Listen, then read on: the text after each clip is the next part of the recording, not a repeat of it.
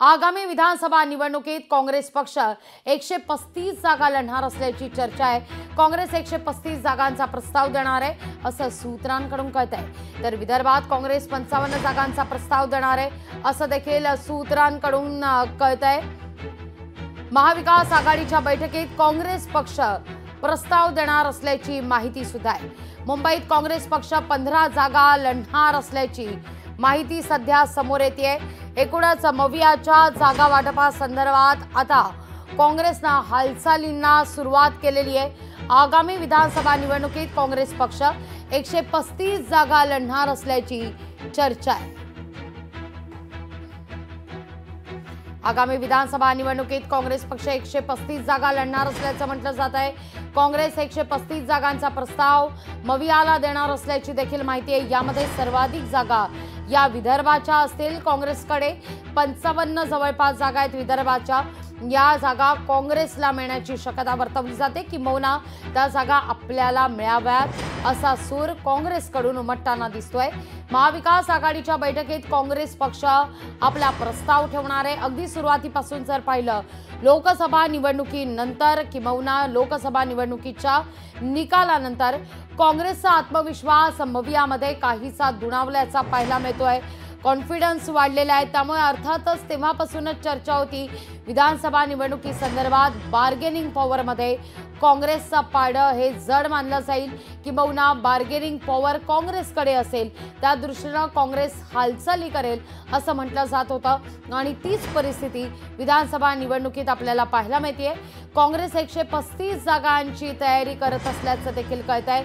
यामध्ये विदर्भातल्या सर्वाधिक म्हणजे 55 जागा या काँग्रेसच्या असतील असं आता काँग्रेसकडून प्रस्ताव मांडण्यात येणार आहे अशी देखील एक माहिती आता समोर आलेली आहे। या सगळ्या संदर्भात मवियाच्या बैठकीत हा प्रस्ताव मांडला जाण्याची शक्यता नाकारता येत नाहीये।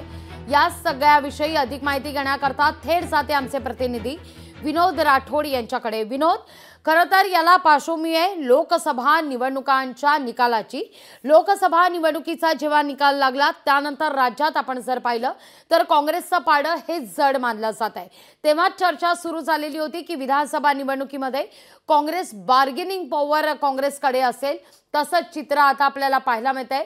काँग्रेस आता सर्वाधिक म्हणजे 135 जागा लढणार असल्याचं म्हटलं जात आहे आणि यामध्ये सगळ्यात महत्त्वाचं म्हणजे 55 जागा या विदर्भाच्या असतील अशी ही चर्चा आहे। आज मवियाच्या बैठकीची चिन्ह आहेत, त्यात काही हा प्रस्ताव मांडला जाणार आहे का?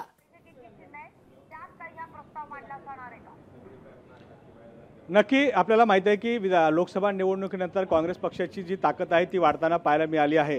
काँग्रेस पक्षाने कमी जागा लढल्या आणि जास्तीत जास्त जागा निवडून आणल्या, त्याचा फायदा काँग्रेस पक्ष आता आगामी विधानसभा निवडणुकीमध्ये घेणार आहे आणि काँग्रेस पक्ष त्या दृष्टीने तयारी करत आहे। काँग्रेस पक्षाने राज्यामध्ये महाविकास आघाडीमध्ये जवळपास 135 जागांची मागणी करणार असल्याचा एक प्रस्ताव तयार केला आहे आणि जे महाविकास आघाडीची जी बैठक होणार आहे त्या बैठकीमध्ये काँग्रेस पक्ष हा प्रस्ताव देणार आहे। दुसरीकडे काँग्रेस पक्षाला सर्वात जास्त ताकद जी म्हणजे विदर्भात मिळाली होती आणि ती ताकद तशीच राहण्यासाठी आणि ताकदीचा फायदा काँग्रेस पक्ष आणि महाविकास आघाडीला मिळावा यासाठी प्रयत्न आहे आणि त्या पार्श्वभूमीवर काँग्रेस पक्ष विदर्भात जवळपास 25 जागा आणि मागण्याचा प्रयत्न या ठिकाणी आहे आणि खास करून 15 जागा मुंबईतही मागण्याचा प्रयत्न काँग्रेस पक्षाचा आहे। जवळपास 135 जागाचा काँग्रेस पक्षाने जो आराखडा तयार केला आहे त्या आराखड्यामध्ये आपापले उमेदवार कोण असणार आहे त्याची तयारी काँग्रेस पक्षाने केली आहे आणि साधारणतः माहिती अशी मिळते की 4 ऑगस्टला महाविकास आघाडीची बैठक होणार आहे आणि त्या महाविकास आघाडीच्या बैठकीमध्ये हा प्रस्ताव काँग्रेस पक्षाकडून देण्यात येणार आहे। आपल्याला माहिती आहे की उद्धव ठाकरेंनी सर्वात जास्त जागा लोकसभा निवडणूक लढल्या होत्या, परंतु आता काँग्रेस पक्षाने ही मागणी केली आहे